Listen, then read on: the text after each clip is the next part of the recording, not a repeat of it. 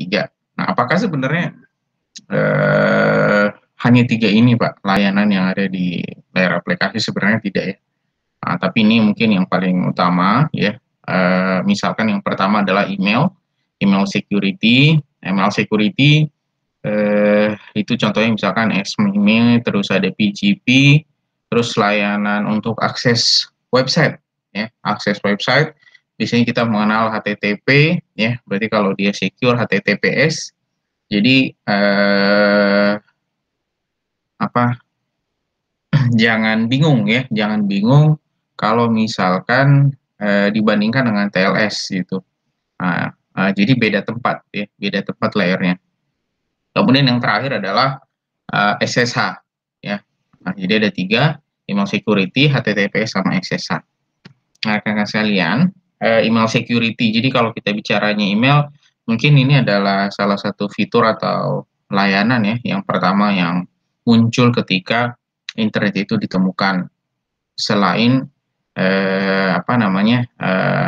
bisa browsing dan seterusnya. Jadi orang mengirim message, pesan, itulah yang kita dengar dengan istilah email atau electronic mail ya, surat elektronik. Nah, cuman problemnya adalah ketika email itu pertama kali muncul, berkembangnya waktu ya, proteksi itu kan bisa jadi muncul ya, terus berkembang di layer bawah 1, 2, 3 dan seterusnya. Tapi dari sisi aplikasi sendiri, email itu belum memiliki proteksi ya, makanya di sini dikatakan currently message content are not secure. Apa implikasinya ya? Implikasinya sama, dalam beberapa kasus email itu bisa diintercept ya, atau bisa kita baca kontennya. Nah, ini kan kita tidak mau itu terjadi. Bahkan lebih fatal kalau misalkan ada yang bisa melakukan intercept. Nah, email security sendiri itu banyak sekali macamnya ya, banyak sekali fitur-fiturnya. Ada yang mulai dari message-nya yang diproteksi, ada yang dari sisi servernya yang harus diproteksi ya. Pernah saya kayaknya cerita juga ya, salah satu proteksi misalkan ya dari sisi konfigurasi mail server misalkan. Jadi ada beberapa website yang menawarkan kita tuh bisa kirim fake email misalkan. Kirim fake emailnya bagaimana gitu. Misalkan saya pakai domain @mandiri.co.id. Itu bisa saya gunakan. Nanti si penerima itu akan email yang diterima ya, itu ya masuknya mandiri.co.id. Jadi bisa dipakai untuk menirukan orang lain. Nah, itu bentuk proteksinya ada sendiri juga. Jadi tergantung case-nya apa, tergantung sisi apa yang mau dilindungi, maka bentuk proteksinya itu juga nanti akan berbeda. Nah, sebenarnya lagi-lagi ya, inilah kurang lebih kenapa orang membuat keamanan pada email, misalkan confidentiality protection from disclosure. Jadi kita tidak mau pesan kita bisa dibaca sama yang tidak berhak ya. Kemudian autentikasi ya, memastikan bahwa ini valid nih pengirimnya ya. Terus yang kedua, message of integrity. Ini jangan sampai terjadi modifikasi email kita yang kirim di tengah jalan ternyata dirubah kontennya. Terus non-repudiation of origin, protection from denial by sender. Jadi biar nggak bisa menolak bahwa oh betul saya yang mengirim, bukan orang lain yang mengirim. Nah, ini yang menjadi tujuan ya, karena bagaimanapun email itu kadang-kadang masih dijadikan sebagai bukti otentik ya, bukti otentik komunikasi. Nah, kapan dia akan jadi valid? Tentu bentuk komunikasi bukti tersebut akan jadi valid apabila syarat-syarat keamanannya itu terpenuhi ya. Ya tadi ini confidentialnya sudah terpenuhi, autentikasinya jalan, terus kita bisa memastikan bahwa dia memiliki message integrity, dan terakhir adalah non-repudiation of origin. Ya. Karena kalau misalkan syarat-syarat keamanannya ini tidak terpenuhi, maka dia tidak layak untuk dijadikan sebagai bukti ya, atau kurang cukup. Nah, ini yang saya maksud bahwa ada banyak sekali potensi-potensi gangguan atau ancaman yang muncul dari sisi layanan email. Misalkan nih, yang pertama ya, threat-nya email sent by unauthorized MTA in enterprise, malware, botnet gitu atau botnet dan seterusnya. Jadi jadi pengirimnya itu bukan yang autentik gitu ya, tapi digunakannya untuk kepentingan yang lain, misalkan ini malware botnet. Nah, apa konsekuensinya ya? Loss of reputation, valid email may be blocked as possible spam or phishing attack. Ya, kalau misalkan nanti dia mengirimnya nih untuk mengirim malware misalkan dan dikirimnya tadi dengan email perusahaan yang valid misalkan begitu. Nah, konsekuensinya kan, loh kok bisa nih perusahaan Anda emailnya bisa dipakai oleh orang lain misalkan, atau alamatnya bisa digunakan oleh oknum begitu. Berarti kan kalian tidak punya proteksi. Nah, makanya apa namanya? Makanya itu bisa memberikan dampak ya, misalkan loss reputation, kan seperti itu.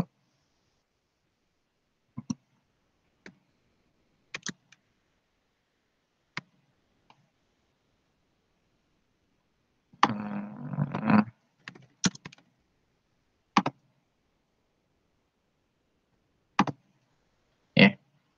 Terus berikutnya adalah misalkan email message sent using spoof or unregistered sending domain ya.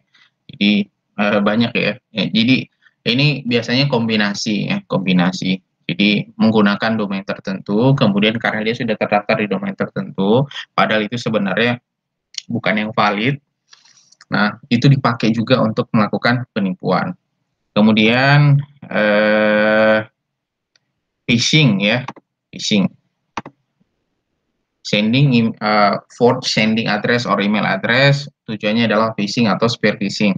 Ya biasanya ini dipakainya kalau phishing atau spear phishing itu kan yang dikena itu kan top di perusahaan ya, top di perusahaan CEO-nya atau petinggi-petinggi di perusahaan. Jadi dikirim ke sana dengan tujuan bahwa ya entah untuk menipu, entah untuk mengambil data dan seterusnya. Nah, ini banyak juga nih ya, banyak juga terjadi spear phishing ya. Banyak kasus terjadi juga seperti ini. Terus email modified in transmit gitu. Nah, ini kan kita tidak mau ya. Nah, ini menurut saya kalau sudah sampai levelnya seperti ini, nah ini fatal. Ya, ini fatal. Jadi dikirim tapi dimodifikasi. Berarti komunikasinya itu sudah sampai di bisa di-intercept gitu. Nah, terus disclosure of sensitive information ya. Monitoring and capturing email traffic, ini kan kita tidak inginkan. Ini jangan sampai bahwa email yang kita kirim itu bisa di-capture ya, atau trafficnya itu bisa dibuka. Kemudian ada spam dan yang terakhir adalah DOS atau DDoS. Nah, apakah ancamannya cuma ini Pak gitu? Ancamannya banyak ya, ancamannya banyak sekali. Tapi ini dari sisi teknis ya. Ini semuanya itu lagi-lagi ini semuanya itu dari sisi teknis. Pada akhirnya yang akan memberikan impact yang paling besar ya, impact paling besar itu adalah proteksi oleh si usernya itu sendiri. Jadi pengetahuannya dia tentang keamanan. Ada banyak kasus ya, ada banyak sekali kasus misalkan YouTuber atau influencer kok bisa ya, kok bisa Pak akunnya dihack gitu. Kedengarannya sophisticated, ternyata problemnya hanya soal orang mengirim email seolah-olah valid dari Instagram, tampilannya bagus, body emailnya bagus, jadi memberikan percaya diri, confidence ya, memberikan confidence bahwa ini pengirimnya itu valid gitu, pengirimnya itu valid. Akhirnya diklik sana sini, akhirnya apa? Ya ternyata dia tidak sadar bahwa dia sudah kena penipuan gitu ya. Nah, jadi dia misalkan diminta untuk ganti password, seolah-olah ganti password ini ada yang mau hack kamu di email, kamu diminta untuk ganti password, tapi tanpa sadar form dan sebagainya tempat dia ganti password ya, itu ternyata bukan dari Instagram yang sebetulnya atau yang sebenarnya. Akhirnya apa? Ya akunnya bisa di take over.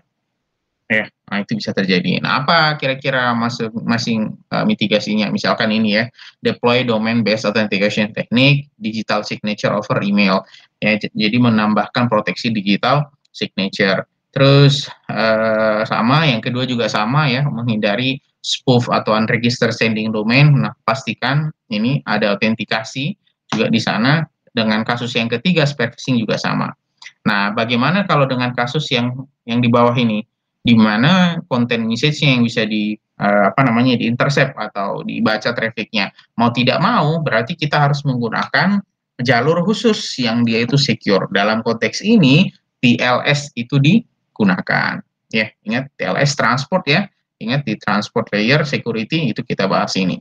Ya, jadi dengan menggunakan TLS maka ya antara server dengan klien dia tidak akan bisa dibuka datanya atau dibaca trafficnya ya karena dia secure. Kemudian use of end-to-end email encryption ini lebih bagus lagi ya, ini lebih bagus lagi. Nanti ada istilah PGP dan seterusnya. Sebelum saya jadi dosen ya, saya pernah kerja di perusahaan dan di perusahaan tersebut ia menerapkan sistem PGP tersebut. Jadi setiap orang itu harus memiliki public key dan private key. Nah, kalau misalkan orang mau mengirim email ke kita, ya, misalkan sesama karyawan, maka dia harus encrypt message-nya terlebih dahulu. Ini message-nya mau dikirimnya ke siapa saja gitu. Jadi misalkan ya misalkan kita menerima message ya, kita mau mengirim message tanpa sengaja kita memasukkan user tujuan atau penerima email itu orang lain gitu. Dia terdaftar mungkin di di dalam address yang tersimpan di dalam daftar alamat yang ada di email kita misalkan ya, nggak sengaja tuh kita klik akhirnya masuk deh. Nah dia mungkin menerima message itu, tapi karena dia tidak berhak, pasti dia tidak akan bisa buka itu, karena dia harus punya private encryption misalkan ya, PGP private key gitu. Nah itu dia tidak akan bisa buka. Nah makanya ya ini penting karena ya banyak hal yang bisa diproteksi terutama dari segi konten gitu atau siapa yang bisa menerima. Cuma ya jadinya ribet. Ya kenapa jadinya ribet? Karena ya itu tadi dari awal kita harus create private key, generate public key begitu. Saya nggak tahu apakah di praktikum belajar juga nih soal ini ya. PGP, cara mengirim email menggunakan PGP ya. Tapi di perusahaan itu biasanya dipakai. Termasuk misalkan ya ada beberapa kasus misalkan wartawan ya dia komunikasi dengan informannya dan dia butuh secure ya, misalkan kasusnya Snowden ya, dia komunikasi selalu dengan salah satu wartawan Amerika terkait dengan konten kejahatan yang dilakukan oleh NSA ya. Nah, itu dia menggunakannya PGP gitu. Jadi memastikan di sisi servernya juga aman, protokol yang dipakai juga protokol secure. Jadi ada private key dan public key yang digunakan di sana pada saat komunikasi dengan wartawan tersebut. Nah, itu diantaranya ya. Kemudian kalau di DOS, multiple mail server, use cloud-based email provider ya. Jadi sekarang pun proteksi bukan hanya di website ya. Jadi jadi website sekarang misalkan ditaruh di cloud tempat kita nyimpan itu juga biasanya sudah ada proteksi. Misalkan kok ada traffic yang mencurigakan nih dari kliennya. Biasanya kalau mencurigakan, nah nanti dari kita si server itu akan memblok kita gitu. Ya, itu kita akan diblok trafficnya. Terus yang kedua, kadang-kadang kalau kita dicurigai, kita diminta untuk melakukan validasi ya. Misalkan kalau validasinya Google suruh lihat gambar gitu ya, milih-milih gambar gitu. Nah, itu bentuk proteksi sebetulnya. Itu bentuk proteksi memastikan bahwa ini betul request traffic yang ada dari user atau dari klien tersebut, betul requestnya dari manusia bukan dari robot atau bot dan seterusnya. Nah, ya. Kemudian ada yang dikenal dengan nama secure atau multipurpose internet email extension. Jadi ini tambahan ya. Ini tambahan. Siapa yang merekomendasikan ini? Teknologinya ini dari RSA ya. RSA. Kenapa? Karena original internet RFC 822 email itu hanya text only. Nah, apa yang diberikan oleh MIME ya itu support varying content types, multi-part message encoding in binary data to textual form. Jadi dia menerapkan sistem encoding ya, encoding untuk data binarinya. Kemudian ada tambahan ya. Jadi dengan adanya SMIME secure, tambahan secure, maka ada tambahan fitur-fitur keamanannya. Nah, SMIME ini itu juga mendukung many email agents, ya kan. Email itu banyak ya, banyak platform email sebetulnya. Email agent juga banyak ya. Ada yang di browser, misalkan ada extension browser. Kalau di Mozilla, Firefox ada Thunderbird gitu dan seterusnya, banyak sekali platform email. Nah, semakin khusus untuk SMIME itu dia support untuk banyak agent. Nah, apa saja sih sebenarnya ya? Apa saja sih sebenarnya kalau kita baca deskripsi dari MIME itu, dia mendefinisikan konten email itu sebenarnya apa saja isinya. Misalkan teks ya, teks. Kalau kita bicaranya teks misalkan ya awalnya kan plain ya. Nah, atau dia tidak terformat teks, unformatted teks bisa jadi berupa ASCII atau ISO 8859. Nah, kalau di enrich-nya ya dia provide greater format flexibility. Jadi formatnya ya bisa jadi tidak hanya ASCII dan ISO saja. Kemudian multi-part ya, ada mix, paralel, alternatif sama digest. Nah, apa yang membedakan ya? Apa yang membedakan misalkan di sini mix, the different part are independent but are to be transmit together. They should presented to the receiver in the order that they appear in the mail message. Jadi urutannya pada saat pengiriman masing-masing ya independen ya. Nah, tapi ditransmitnya bersamaan. Nah, apa bedanya dengan paralel? Di sini dikatakan no order is defined for delivering the parts to the receiver. Jadi tidak ada urutan, itu yang membedakan. Kalau alternatif ya, the different part alternative version ya of the same information, dia diurutkan in increasing faithfulness to the original ya, supaya mirip yakin ya, mirip dengan original. Nah, jadi si receive mail nanti akan mendapatkan best version to the user. Jadi email yang kita dapatkan itu yang terbaik dalam konteks bahwa oh ini formnya paling bagus gitu ya. Digest, similar mix tapi beda tipe message-nya atau RFC 822. Nah, ini kontennya atau message-nya. Kalau RFC 822 itu dienkapsulasi ya dengan standar RFC 822. Kalau ada yang parsial, itu ada fragmentasi, bisa dilakukan fragmentasi email begitu ya. Kemudian ada external body, contains pointer to an object dan existential super. Nah, kalau format yang lainnya ada image, video, audio, aplikasi dan seterusnya. Ya, jadi tidak banyak sebetulnya ya, tidak banyak sebetulnya. Saya nggak tahu ya. Nah, misalkan ya kayak kirim data, email itu kan terbatas ya, email itu terbatas. Tapi berjalannya waktu ya kebutuhan untuk kirim data ya itu ada ya, makanya kadang-kadang di-increase juga kapasitinya. Nah, mungkin karena ya salah satunya ya email semenjak munculnya chat ya, aplikasi-aplikasi chat, bahkan kirim file kan juga bisa dilakukan di sana ya. Maka ya berjalannya waktu email tidak menjadi begitu populer kecuali untuk komunikasi yang sifatnya formal ya, kecuali sifatnya formal. Jadi perkembangannya juga tidak begitu signifikan sebetulnya. Justru yang banyak perkembangan dari sisi teknologi itu adanya di aplikasi-aplikasi model chat seperti itu. Nah, tapi karena digunakan untuk hal yang formal, proteksi tetap ada. Misalkan ya, untuk layanan yang ditawarkan supaya secure. Nah, misalkan ini ada digital signature, encryption juga, ada kompresi ya, dan compatibility. Apa bedanya ya kalau di apa bedanya ya? Misalkan kalau digital signature dia mengimplementasikan RSA dan SHA atau hashing yang 256 ya. Jadi a hash code of message is created using SHA 256. Jadi pesannya itu di hash ya. Jadi ingat ya, berbeda ya antara hash sama enkripsi.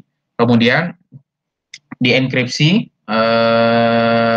dengan menggunakan sender private key ya, sender private key bersama dengan pesannya. Kemudian message enkripsinya, dienkripsinya pakai apa algoritmanya? Ada AES ya, dengan CBC. Kemudian with one time session key ya, jadi menggunakan session key. The session key is encrypted using RSA with the receiving public key dan termasuk dengan message-nya.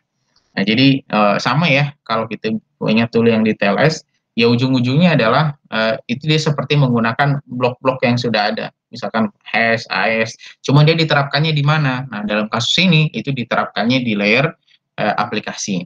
Kemudian ada kompresi, ya, ada zip dan seterusnya, banyak metode kompresinya ya, tergantung. Email compatibility provide transparency for email application. Encrypted message might be converted to analysis using Radix 64 conversion. Ini model konversinya. Nah, apa yang ditawarkan ya, secure email identity with signature encryption, dan bisa keduanya ya, itu yang ditawarkan sebetulnya. Kemudian forming a wide MIME wrap PKCS object, public key ya, private key. Kemudian have a range of content type ya, banyak ya. Envelope datanya iya, penandatangan clear signing juga iya, dari dan sertifikat online bisa juga bisa. Ya, jadi apa namanya? Ini di offernya banyak meskipun tidak begitu populer ya, jarang kita mendengarkannya. Nah, kalau bicara dari sisi kriptografinya ya, functional security-nya, nah tahapannya kurang lebih seperti ini. Jadi message dia terlebih dahulu akan desainnya atau di-encrypt-nya menggunakan private key. Ya, jadi berlaku nih ya. Kalau menggunakan private key dan public key berarti asymmetric ya, asymmetric encryption. Nah, setelah desain baru di SSH atau di hashing, mesti hashing ya. Muncullah signature-nya di sini, header-nya ditambahin header signature setelah message, kemudian baru di encrypt. Nah, di encrypt-nya juga itu menggunakan secret key, one time secret key ya. Nah, bisa terus kalau misalkan setelah diterima ya, nah message-nya dan signature-nya itu kan semuanya di encrypt ya. Nanti mungkin kalau mau dikirimkan baru di receiver public key. Ya sama, misalkan si Alice mau mengirim ke Bob, maka message paling akhirnya yang dikirim si Alice itu harus di encrypt menggunakan public key-nya si Bob. Ya, jadi justru menggunakan public key si penerima. Nah, si penerima bedanya adalah dia membuka message-nya nanti yang sudah terencrypt di sini, yang sudah terencrypt itu dia menggunakan dia punya private key ya. Nah, dalam kasus ini misalkan yang menggunakan RSA mekanismenya, baru kemudian di decrypt lagi, kemudian nanti akan mendapatkan dia punya pesan. Ya, message dan signature-nya di verify dia punya signature di sini menggunakan sender public key. Seperti itu. Ini bentuk-bentuk algoritma ya yang digunakan pada SMIME ya. Misalkan kalau untuk create message-nya dia dipastikan harus support SH256 ya. Dia harus support SH1 ini versinya ya. Kemudian si penerima support MD5 gitu. Nah, jadi memang kalau menggunakan standar security yang seperti ini, jadi end to end-nya itu harus dipastikan support fitur-fiturnya. Jadi compatibility-nya ya harus support. Makanya tidak semua platform email itu bisa ujuk-ujuk digunakan untuk sebagai secure email begitu. Kenapa akhirnya orang mengembangkan fitur-fitur atau aplikasi-aplikasi email-email tertentu? Ya karena ada kebutuhan, requirement teknologi-teknologi spesifik seperti ini. Ya misalkan untuk enkripsi dia support SH256 begitu. Nah, ada beberapa platform yang lama itu ya dia tidak support ini. Ketika dia tidak support ini, ya maka dia tidak bisa digunakan fitur security-nya. Kemudian message stages to form a digital signature, untuk membuat dia punya digital signature harus support juga RSA dengan SH256 ya, ini turunannya. Kemudian untuk session key, encryption key-nya harus support yang ini gitu. Jadi ini adalah standar-standarnya ya, ini standar-standarnya. Makanya tadi saya bilang ya, ada beberapa aplikasi, tidak semua aplikasi email itu support nih untuk implementasi secure email ini. Jadi seperti itu. Bahkan untuk melakukan generate, misalkan ketika kita mau generate public key, private key begitu ya. Nah, itu tidak semuanya support, dia punya standar.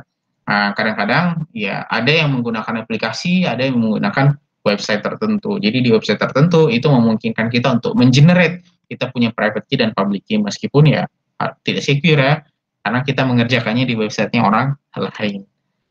Nah, ini untuk sertifikatnya di standarisasinya X509 ya, versi 3 menggunakan hybrid. Ya, ini standarisasi ya, ini standarisasi sertifikatnya. CA itu Certificate Authority. Ya, sama kalau misalkan kemarin di TLS atau SSL gitu ya. Nah, itu kan ada sertifikat, misalkan Igracias dia belinya dari DigiCert misalkan. Nah, sama untuk mendapatkan untuk sertifikat di sini itu juga kita harus dapatnya dari sertifikat authority yang terpercaya atau listed ya. Nah, seperti itu. Ini tambahan ya, enhanced security services, layanan tambahan, improvement dari sisi security apa saja, sign receive, security label, sama secure mailing list ya. Mungkin kalau konteksnya di browser ya, kalau konteksnya browser kadang-kadang ya kita didapat info tuh dari informasi, misalkan kalau pakai Google ya, Google atau Firefox juga kayaknya sudah mulai juga ngupdate ada website-website misalkan URL-nya. Sebelum kita buka URL, kita sudah tahu duluan gitu bahwa URL ini tuh secure atau tidak. Nah, sebelum kita buka website hasil pencarian Google, nanti dia kasih tahu warnanya merah, warnanya hijau gitu. Itu dari berdasarkan assessment security yang dilakukan. Apakah itu dari sistem Google maupun dari si browser itu. Nah, kemudian ya, ini standarisasi yang lain namanya PGP. Tadi kita ya mirip ya fungsionalitinya sama ISMEM, maka tadi kita juga simpan juga, sebutkan juga. Nah, sekarang ya originally free ya, tapi sebenarnya masih ada juga sih yang free. Cuman ya ada versi komersialnya juga ada. Nah, jadi PGP services-nya ini ya apa yang membedakan dia spesifik, misalkan dari sisi digital signature-nya dia menggunakan DSS atau SHA ya, dia makanya tadi ini harus support SHA 1 karena dia menggunakan untuk message-nya itu di-create-nya dengan SHA 1. Kemudian encrypted-nya using DSS atau RSA dengan sender private key dengan termasuk dengan pesan-pesannya. Kemudian untuk message encryption-nya cache or idea atau triple key, 3 key triple dash gitu dengan DV-Hillman sama RSA. Jadi dia lebih banyak ya fiturnya daripada hanya sekedar secure MIME gitu. Kalau yang ini bisa sampai menggunakan DV-Hillman juga. Kemudian kompresi ya, tadi tidak dijelaskan secara spesifik model kompresinya formatnya apa. Kalau di PGP itu dia sudah menggunakan algoritma zip untuk kompresinya. Kalau ML compatibility-nya sama ya. Nah, ini tahapannya ya, ini tahapannya. Jadi ada dua sebenarnya yang menjadi fokusnya PGP. Pertama autentikasi, yang kedua adalah confidentiality. Ya, ada dua tema. Nah, kalau bicara autentikasi, proses yang dilakukan oleh PGP, ya misalkan dari message, kemudian nanti ada kayak sini.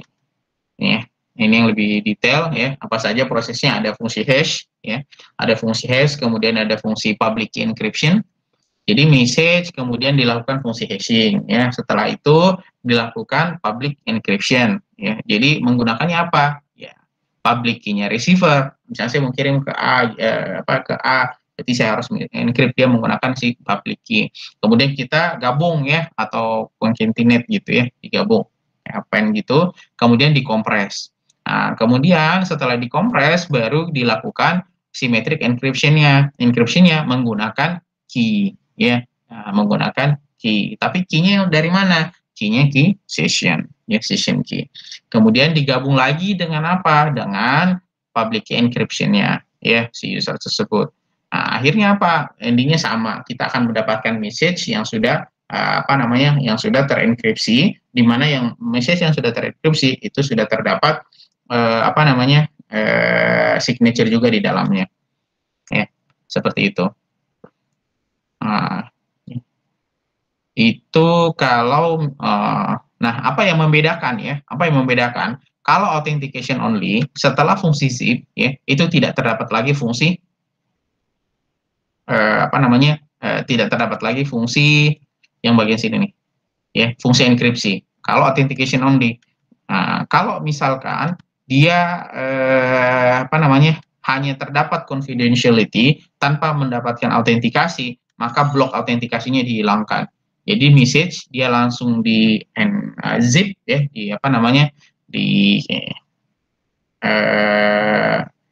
kompresi ya, dikompresi baru kemudian di enkripsi. Jadi hanya confidential, tapi autentikasinya si user itu tidak masuk di dalam proses ini. Nah, gabungannya ya seperti ini tadi yang saya tunjukkan. Ya, ini sama. Jadi signature-nya ada untuk masing-masing ya, create untuk create signature-nya dan message-nya, kemudian pesannya juga sama ya, Dan terakhir adalah attach. Bahkan ada yang sampai punya menggunakan LGAML, bukan hanya DV-Hellman, tapi ada juga yang menggunakan LGAML. Jadi itu perbedaannya. Jadi ada dua ya. Ada yang service yang ditawarkan confidentiality dan autentikasi. Kalau bicaranya konfidensial, bicaranya enkripsi dan seterusnya. Kalau bicara autentikasi juga sama ya.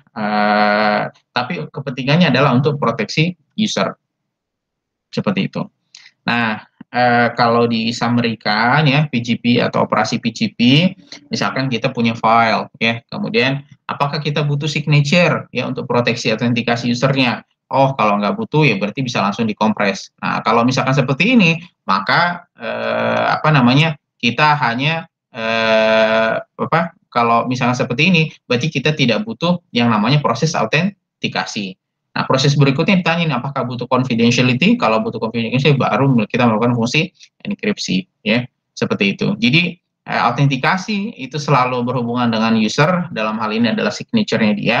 Kalau bicaranya confidentiality ya, bagaimana kita melindungi konten dan seluruh pesannya ya, itu menggunakan sistem enkripsi. Baru ke format emailnya Radix 64 gitu. Nah, kebalikannya ya, kalau dari sisi penerima, apakah di sana ada confidentiality? Kalau iya, maka ya pasti harus di-decrypt, karena pesan yang masuk itu pesan yang sudah terencrypt. Kemudian di-decompres, kalau di sana betul, kalau misalkan ketika kita menerima ternyata ada informasi bahwa itu menggunakan signature, ya, membutuhkan signature untuk membuka, untuk validasi user, maka kita harus ya strip signature from extract to verify signature. Seperti itu. Ya, itu PGP. Nah, jadi ini kurang lebih ya list atau tahapan atau proses yang dilakukan untuk melindungi email. Nah, apakah ada hal yang baru? Apakah ada hal yang baru nih di sini? Ya sebetulnya hal yang berbeda dengan services yang lain itu ya karena ini layanannya layanan pesan gitu. Nah, tapi blok-blok yang membangun di dalamnya sama gitu, ujung-ujungnya pakai RSA, ujung-ujungnya pakai LGAML, ujungnya pakai Diffie-Hellman, dan di sana ada fitur SHA atau hashing gitu. Nah, cuman blok-bloknya berbeda gitu. Jadi sistemnya itu dibangunnya berbeda gitu. Jadi kalau bikin rumah ya batu batanya sama gitu, cuman batu batanya ditaruh di mana sampai akhirnya bentuk rumahnya berbeda. Nah, paling modelnya seperti itu ilustrasinya. Nah, itu kalau layanan email. Nah, yang kedua, bagaimana dengan layanan website? Nah, website itu kan kita aksesnya via HTTP kan. Nah, kalau misalkan dia sudah dikombinasikan dengan SSL dan transport layer, maka itu kita sudah menggunakan yang namanya HTTPS. Portnya pun berbeda. Portnya misalkan itu kita pakainya port 443 bukan 80. Nah, biasanya kalau di URL kita akan menggunakan HTTPS sebagai identitasnya, tidak menggunakan HTTP. Kadang-kadang misal, nah ini tugasnya ini. Jadi misalkan kita tukang config nih di network engineer gitu ya, atau DevOps gitu. Ternyata pas kita config kita punya website, dia masih support HTTP gitu. Nah, website yang bagus gitu kita konfigurasikan, meskipun orang aksesnya HTTP, tapi kita alihkan dia supaya masuk ke HTTPS. Nah, itu yang bagus ya. Kemudian apa saja nih yang di-encrypt dengan HTTP? Ya karena dia masuknya di layer transport dan secure transport begitu ya. Ya semuanya semuanya di-encrypt gitu. Mulai dari URL-nya, kontennya, cookies-nya dan semuanya gitu ya. Jadi kalau tahapannya connection initiation ya harus ada handshake ya, TLS handshake gitu, baru ada HTTP request. Kemudian kalau sudah closure connection closure-nya, nanti di sini ada keterangan have connection close in HTTP record-nya, kemudian nanti muncul TLS. Ya, ini bisa diverifikasi kalau kita menggunakan Wireshark, itu bisa dicek tahapan-tahapannya ketika masuk satu website. Nah, kalau dia sudah secure gitu ya, nah itu yang di Wireshark itu sudah tidak bisa kita baca tuh. Nah, semuanya sudah tidak bisa dibaca oleh si Wireshark. Tapi kalau misalnya di HTTP, kita kirim gambar apa, buka gambar apa, kirim teks apa, buka teks apa, itu semua bisa terbaca termasuk URL-nya. Nah, terus layanan yang ketiga namanya Secure Shell.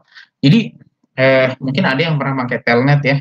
Jadi kadang-kadang kan ada beberapa layanan, misalkan saya mau remote, saya punya PC gitu, atau saya remote saya mau config saya punya server, itu kan via command line. Nah, via CLI gitu, via CLI. Nah, ternyata ya meskipun dia menggunakan port yang berbeda dari sisi aplikasi, itu juga bisa diintercept. Jadi kalau orang bisa mengambil traffic tengah jalan, orang tahu ini komen apa yang dikirim gitu, ya komen apa yang dikirim, bagaimana dia mengeksekusi teksnya seperti apa, itu bisa diintercept gitu. Nah, supaya apa karena fitur atau layanan seperti itu pasti kita akan gunakan gitu ya, maka supaya aman berarti kita harus proteksi. Nah, proteksinya apa? Itulah yang dikenal namanya secure shell. Jadi semacam telnet tapi dia secure gitu ya. Nah, kalau standarisasinya ya ini documented in RFC 4250 sampai ke 4254. Nah, ini ya. Nah, kalau protokol stack-nya bagaimana? Ini layer IP-nya, kemudian layer transportnya, kemudian ini layer SSH transportnya ya. Apa yang di-offer ya? Harus ada autentikasi, confidentiality sama integrity di sana. Terus kalau SSH authentication protokolnya client side user to the server, kalau di sini untuk connection protokolnya encrypted tunnel into several logical channel ya. Jadi komen-komen yang kita kirim ya, teks komen yang kita kirim ya itu tidak serta merta berjalan begitu saja, tapi nanti ada autentikasi di sana, kita ini usernya valid atau tidak, dan setiap teks yang kita masukkan itu terenkripsi sehingga orang yang mau mengambil trafficnya pun tidak akan bisa mendapatkan informasi apa-apa. Nah, bagaimana tahapannya gitu ya? Tahapannya ya seperti ini. Pertama pasti harus ada TCP connection ya terlebih dahulu antara klien dengan server. Ya dalam kasus ini misalkan server nih yang kita mau config. Nah, kemudian ya di sini ada SSH proto version atau server versionnya apa, SSH versionnya berapa, nanti akan sampai direspon untuk memastikan standarnya sama ya. Kemudian baru algoritma negotiation-nya gitu. Apa saja tuh yang di negotiation yang dibicarakan di sana gitu. Ya key exchange-nya seperti apa ya, challenge-nya bagaimana, enkripsinya, kemudian message authenticity check-nya seperti apa, termasuk fitur kompresi kalau misalkan kompresinya digunakan. Jadi standarisasi itu diterapkan di sana. Baru key exchange dilakukan ya, menggunakan DV Hillman. Ada yang nanya, apakah key exchange itu kita mengirim kunci? Enggak ya, namanya key exchange itu tujuannya mendapatkan kunci gitu, tapi tidak dengan mengirimkan kunci. Ya misalkan dengan challenge ya, DV Hillman kan begitu. Jadi kita tidak pernah mengirimkan kunci, kita hanya mengirimkan beberapa parameter challenge, tujuannya nanti baik si klien maupun server itu menghitung sendiri. Dengan dia menghitung sendiri, nanti akan mendapatkan kunci yang sama. Baru end of key exchange, kalau sudah selesai, baru SSH message request dilakukan. Nah, seperti itu. Di sini, sampai sini ada yang mau tanya dulu terkait dengan SSH. Lanjut ya. Nah, baru apakah selesai sampai di situ? Tidak. Nah, dari sisi transport layer protokolnya, ya, ini transport layer protokolnya, apa saja yang dilakukan di sana? Nah, tadi yang sudah di dalam payload, ya, semua dalam satu paket itu baru dikompres, ya, baru dikompres. Nah, terus initiate to incremented for each packet ya, sequence ini sebenarnya urutan paket, ditambahkan header untuk urutan paket, kemudian ya semuanya blok ini itu akan dilakukan enkripsi ya, kecuali dia punya MAC ya, message authenticate check gitu ya. Di sini di encrypt dapatlah cipher text, inilah yang kemudian menjadi SSH paket. Nah, kalau sudah seperti ini ya mau di capture bagaimanapun itu tidak akan bisa kita dapatkan trafficnya berupa plain text lagi. Nah, ternyata MAC yang digunakan, cipher yang digunakan, kompresi yang digunakan itu banyak versinya ya. Makanya di awal harus disepakati tuh di antara satu server. Tapi apakah kita pilih? Tidak gitu ya. Itu jalannya sudah otomatis antara dua sistem SSH yang kita punya baik di client maupun di server. Nah, misalkan ya ciphernya ada yang 3dash, ada yang menggunakan AS gitu ya, ada RC4 dan seterusnya. Kalau di Mac ada Mac SH1 ya mirip ya yang kita gunakan di mana namanya di TLS tuh. Di TLS Mac-nya kan juga sama ya. Itu sudah menggunakan Mac juga. Terus ini kalau dari sisi user authentication-nya ya, proses authentication-nya maka si klien dia akan melakukan request terlebih dahulu. Nah, biasanya kita kalau SSH itu kita ketika kita mau akses SSH itu kita masukkan username sama dia punya domain ya. Username sama domain. Kemudian kalau di server itu mencatat sudah ada mau ada akses tersebut, dia akan nanya passwordnya apa. Nah, baru setelah itu kita masukkan password. Kalau sama server sudah diverifikasi passwordnya benar, nanti kita akan granted kita punya SSH connection. Ini untuk koneksinya ya, jalannya run on top of the SSH transport layer protokol, kemudian secure authentication connection. Di sini ada 3 stage ya, opening channel, data transfer, sama closing channel. Opening channel ini kayak setup ya, setup connection. Kemudian kalau setup secure-nya sudah berjalan, baru kita kirim data. Kalau sesinya berakhir ya kita closing channel. Seperti itu.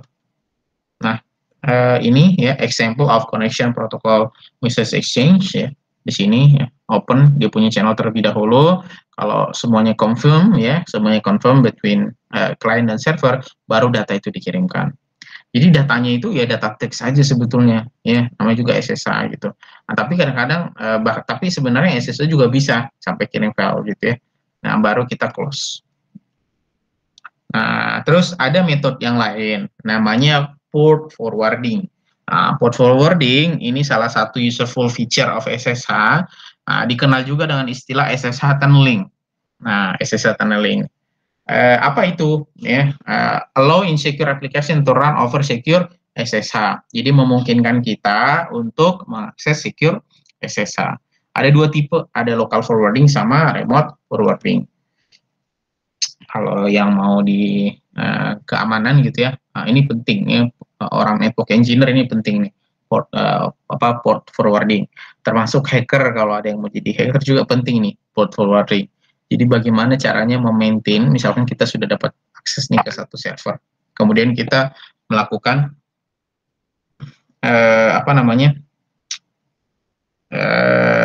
dapat nih server lokal, kemudian kita dengan server lokal yang kita dapatkan pertama kali itu kita bisa akses ke server lokal-lokal yang lain. Nah, ketika kita mau akses nih server lokal-lokal yang lain tersebut, nah itu kita pasti akan menggunakan fitur port forwarding. Nah, itu pasti dilakukan. Nah, ini ya SSH transport layer packet exchange-nya. Nah, jadi kalau menggunakannya via TCP ya, modelnya kan seperti ini, unsecure jadinya ya, unsecure TCP connection. Nah, kalau menggunakan sudah SSH, kita tambahkan satu blok SSH entity-nya di sini. Makanya nanti ya kita bisa komunikasi ya dengan menggunakan SSH sudah secure. Ini kalau fungsi local forwarding ya. Local forwarding adalah forward a port from the client machine to the server machine ya. Jadi biasanya typical usage-nya session and file transfer through jump server ya. Jadi kita mau akses nih, jadi si remote client dia kan unencrypted, remote atau local client, kemudian dia unencrypted connection ke client yang lain. Kemudian si klien itu dia menggunakan encrypted via server, tapi setelah dari server ke remote-nya, ke remote host-nya itu sudah unencrypted. Ya, jadi misalkan dia mengakses di lokal gitu ya, dia mengakses ke lokal. Kemudian kalau remote forwarding yang modelnya seperti ini ya, dari klien ada SSH, terus encrypted connection, nah terus ada forwarded TCP IP channel begitu dari sisi server. Nah, kemudian dari sisi server ke remote host baru unencrypted gitu. Nanti seolah-olah kita dari server padahal dari sini si klien. Ya, seperti itu. Jadi seolah-olah nanti mengaksesnya dari server padahal kita dari klien mengakses semua si remote host-nya. Jadi seolah-olah kita ada di sini. Nah, ini kan ada dijelaskan nih apa fungsinya, giving someone authorized access to an internal web server. Misalkan ini ya, websitenya lokal gitu, kita mau akses dia gitu. Nah, kita bisa pakai forwarding.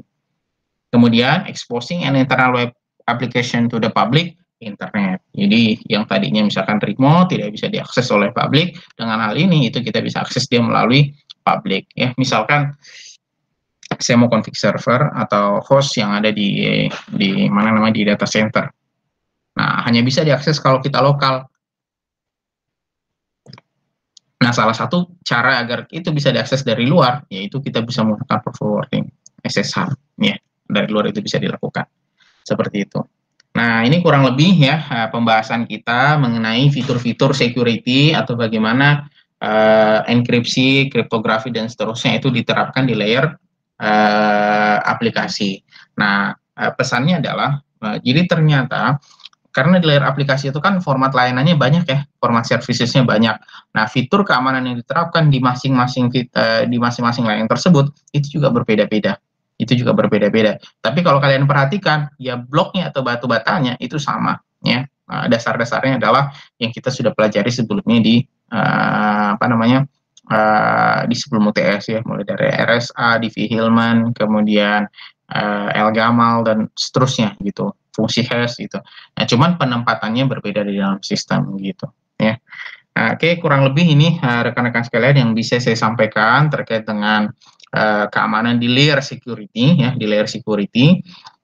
Jadi kalau misalkan ditanya, makanya agak susah kalau bagi orang security itu agak selalu sulit untuk mengatakan bahwa sistem kita aman, nggak bisa kita bilang kita aman gitu.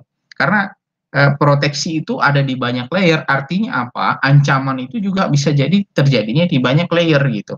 Ya, kita proteksi nih layer misal kayak rumah gitu ya, kayak rumah sisi sudut kiri, sisi kiri, sisi kanan, depan, belakang, kita anggap itu aman, padahal bisa jadi orang masuknya dari atas gitu, atau bahkan mungkin dari bawah gitu tanpa sepengetahuan kita, itu bisa jadi terjadi. Makanya jangan pernah mengatakan bahwa ini pasti aman gitu. Agak susah kita untuk mengatakan, berat untuk kalau kita mau mengatakan itu gitu. Ya paling adalah ya kita sudah melakukan proteksi yang paling optimum gitu. Nah, dari sisi security layernya dan sebagainya. Dan yang paling penting ya kalau bicara security ya edukasi juga penting ya. Banyak perusahaan-perusahaan yang kemudian bisa dihack dan sebetulnya itu bahkan bukan karena saking sophisticatednya dia punya teknik gitu, atau dari sisi teknologinya bukan gitu, tapi karena kesalahan user gitu ya, karena kesalahan user. Oke, seperti itu. Kira-kira rekan-rekan sekalian ada yang perlu diskusikan terkait dengan security di layer aplikasi? Ada? Belum ada Pak. Belum ada ya. Oke, kalau belum ada nggak apa-apa gitu ya. Cukup mungkin ya untuk pertemuan kita hari ini. Terima kasih untuk atensinya ya. Sampai jumpa di pertemuan berikutnya begitu ya. Nanti akan berkabar lagi. Saya akhiri. Assalamualaikum warahmatullahi wabarakatuh dan selamat pagi. Terima kasih Pak. Terima kasih Pak. Yuk.